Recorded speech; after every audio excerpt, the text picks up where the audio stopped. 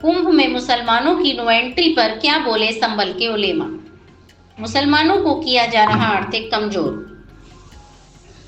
महाकुंभ में मुसलमानों की नो एंट्री की अखाड़ा परिषद की मांग को संभल के मुस्लिम धर्मगुरु ने मुसलमानों को आर्थिक रूप से कमजोर करने की साजिश बताया है। धर्मगुरु ने कहा है कि मुसलमान खाने पीने के सामान में गलत चीज नहीं मिला सकता। ऐसा करने वाले को मुसलमान ही नहीं कहना चाहिए। थूक और यूरिन जैसी गंदगी मिलाने के पीछे उन्होंने बड़ी साजिश होने की आशंका जताई है। मुस्लिम धर्मगुरु मौलाना मोहम्मद मियां ने महाकुंभ में मुसलमानों की नो एंट्री की अखाड़ा परिषद की मांग को मुसलमानों को आर्थिक रूप से कमजोर करने की साजिश कहा है। अखाड़ा परिषद की मांग की उन्होंने निंदा की। वही कहा कि इस्लाम खाने पीने के सामान में गलत चीज मिलाने की इजाजत नहीं देता है। कोई मुसलमान गलत चीज नहीं मिला सकता। गंदगी मिलाने वाले को मुसलमान नहीं कहना चाहिए। वहीं गंदगी मिलाने की तमाम घटनाओं के पीछे उन्होंने साजिश बताया है। मौलाना ने पूरे प्रकरण की जांच कर कार्रवाई की मांग की।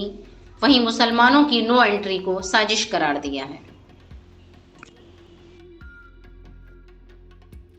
हजरत अखाड़ा परिषद ने मांग की है कि धूप जिहाद की घटनाओं को देखते हुए महाकुंभ में मुस्लिमों की एंट्री बैन की जाए, जिससे कि धर्म भ्रष्ट ना हो। क्या कहना है आपका?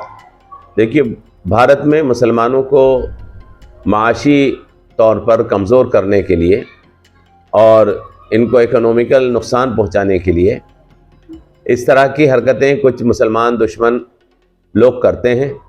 साजिश के तौर पर ये हरकतें की जाती हैं।